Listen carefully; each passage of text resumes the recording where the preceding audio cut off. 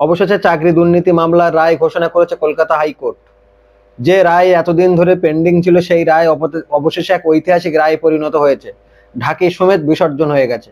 অভিজিৎ গাঙ্গুলি যে কথাটি বলেছিলেন অবশেষে সে কথাটি সত্যি হলো।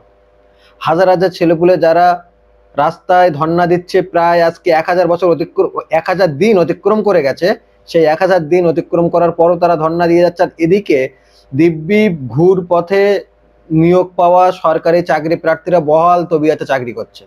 আহা কি আনন্দ! অবশেষে সেই নিয়োগ দুর্নীতি মামলায় রাশ টানলো কলকাতা হাইকোর্ট।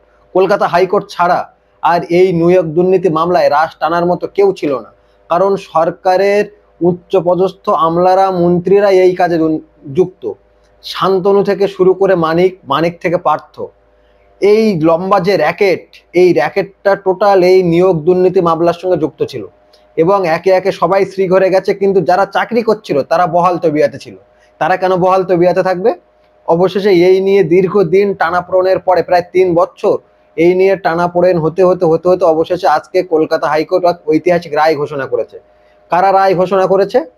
রায় ঘোষণা করেছে দেবাংশু বসাক ও মোহাম্মদ সাব্বির রশিদি, দুজনের বেঞ্চ, ডিভিশন বেঞ্চ রায় ঘোষণা করেছে যে প্রায় 25,753 জনের চাকরি বাতিল হয়েছে।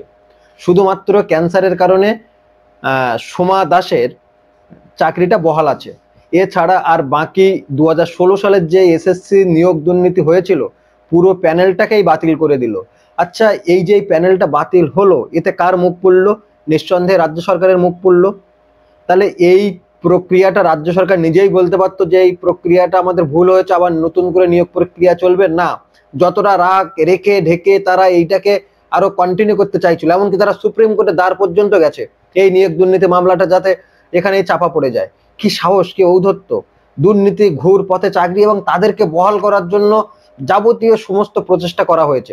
অবশেষে নিয়োগ দুর্নীতি মামলা কোর্টে উঠেছে এবং তার ফল ঘোষণা হয়েছে। এরপরে নিয়োগ দুর্নীতিতে যদি কেউ যুক্ত থাকে সবাইকে বিসর্জন দেওয়ার জন্য কলকাতা হাইকোর্ট যে বদ্ধপরিকর, তার আর একটা নমুনা এই পেশ হলো। নিঃসন্দেহে এটি একটি ঐতিহাসিক রায়, এ নিয়ে কোনো সন্দেহ নেই।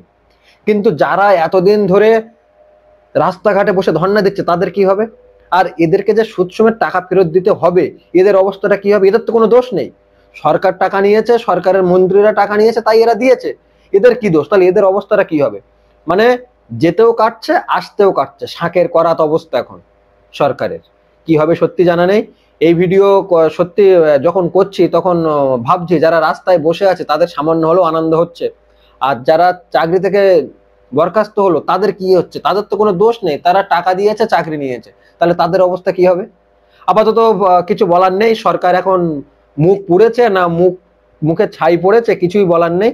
সরকারের যা হবার অলরেডি হয়ে গেছে। এখন দেখা যাক পরবর্তী স্টেপ সরকার কি নেয়।